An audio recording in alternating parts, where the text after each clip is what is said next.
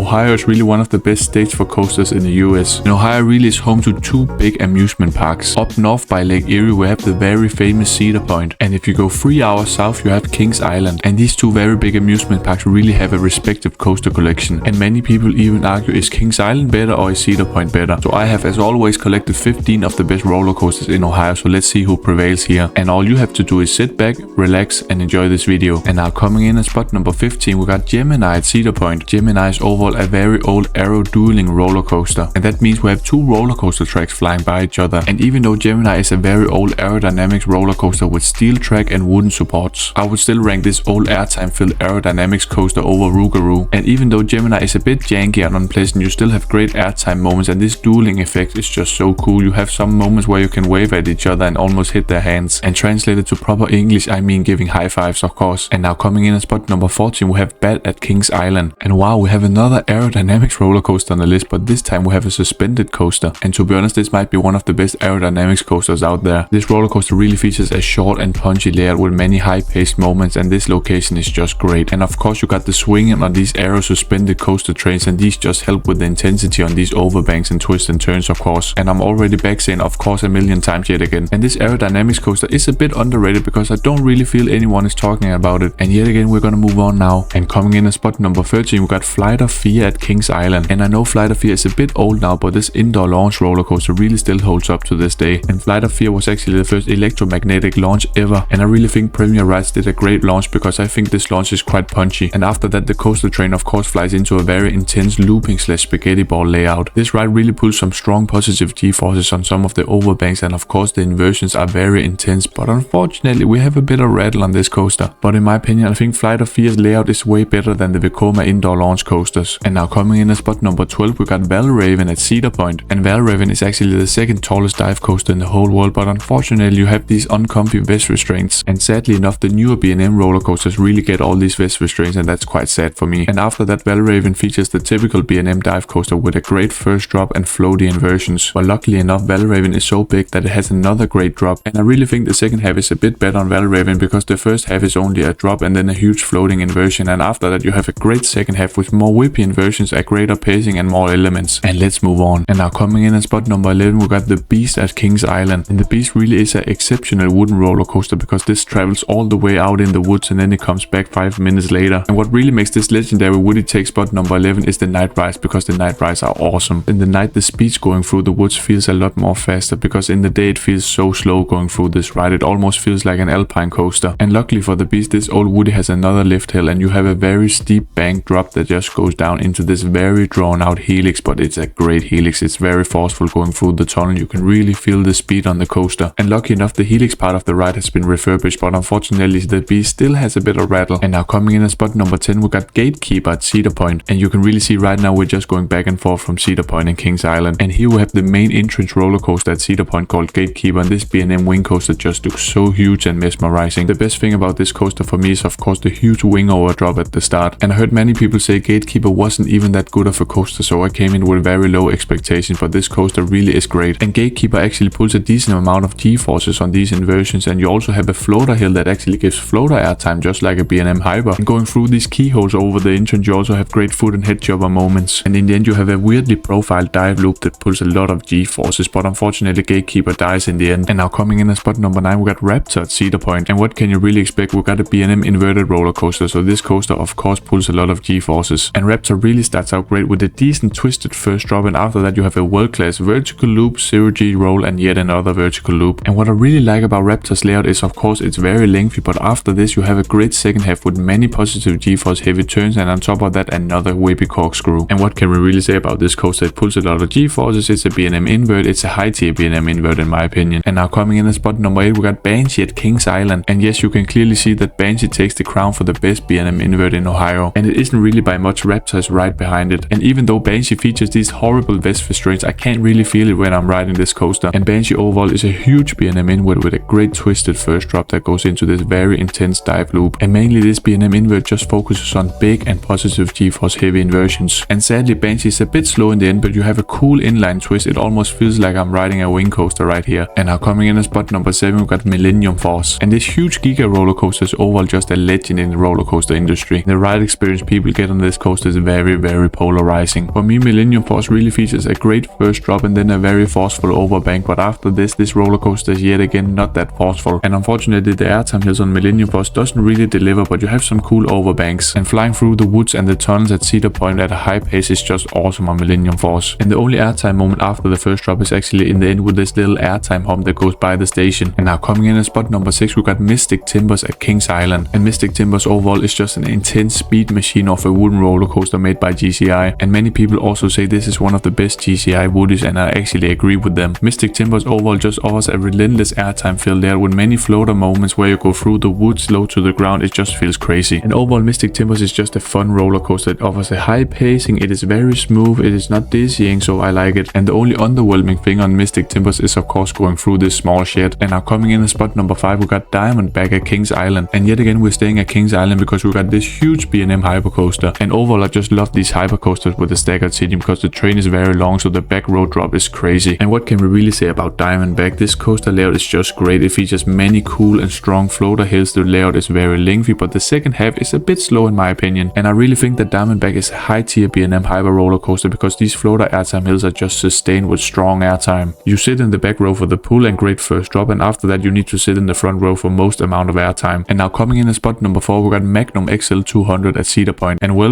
now we're back at Cedar Point again with perhaps the best aerodynamics coaster in the whole world. And many people might not like Magnum XL200 as much as I do because this coaster is old, it's quite janky, but these airtime hills in the end are just so crazy and rough. I like it. This coaster really offers everything for me. It has a bit of floater, it is quite janky and fun, and the turnaround section is very forceful. And for me, Magnum XL200 is just a bit janky. It isn't really rough for me, and the infamous airtime hills in the end are just so rough and sharp that I can hear everyone screaming. And now coming in at spot number 3, we got Orion at Kings Island. And now we yet again move back to Kings Island with yet another very polarizing roller coaster. And yes, I would classify Orion as a B&M giga because the first drop is over 300 feet tall. And I get this coaster is very short, but Orion is still very punchy. And Orion really features one of the best drops in the world. It's just sustained airtime going through this steep drop. And for me, Orion really offers a great layout because you have a sideways airtime hill, a forceful turnaround section, a speed hill with a lot of airtime, a normal floater, and then this weird turnaround section with many positive G-forces. Overall, just a great, short, and very punchy ride for me. And now coming in at spot number 2, we got Maverick at Cedar Point. And Maverick may be a very small roller coaster compared to the other coasters at Cedar Point, but this coaster has a lot of punch. And Maverick is just one of the most successful roller coaster prototypes. And this was actually the first so-called intimate blitz coaster, and this just offers a lot of intensity and world-class moments. Maverick has an awesome beyond vertical drop, forceful turns, airtime hills, twisted inversions, and then you have this awesome punchy launch through the tunnel. And not to mention the highly intense dangle dives. Maverick overall is just a lengthy combination of intense moments. And for me, it's actually very close between this and number 1. And coming in at spot number 1, we got Steel Vengeance at Cedar Point. And right beside Maverick, we got the best coaster in Ohio and perhaps one of the best roller coasters in the whole world. And Steel Vengeance is an RMC hybrid roller coaster that offers the most amount of airtime in the whole world. And the start on this coaster is the best in the whole world for me. You have a world-class vertical first drop, and then you have the 2 best airtime hills in the whole world. These 2 airtime hills just offer strong, sustained airtime. And on top of that, Steel Vengeance just offers a very lengthy layout with many relentless airtime hills, and you also have a mix of great inversions right there. The small cutback 0G stall is very intense, especially in the back row. And now we finally reached the end of this video. Did you like it? Did you hate it? Have I missed some roller coasters? Please let me know in the comments, and to the end of this day, I'm always gonna say bye bye.